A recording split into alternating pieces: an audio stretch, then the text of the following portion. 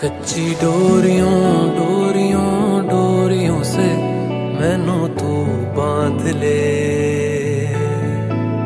पक्की यारियों यारियों यारियों में होंदे ना फासले। ए नाराजगी कागजी सारी तेरी मेरे सोहणिया सुन ले मेरी दिल दियां गल्लां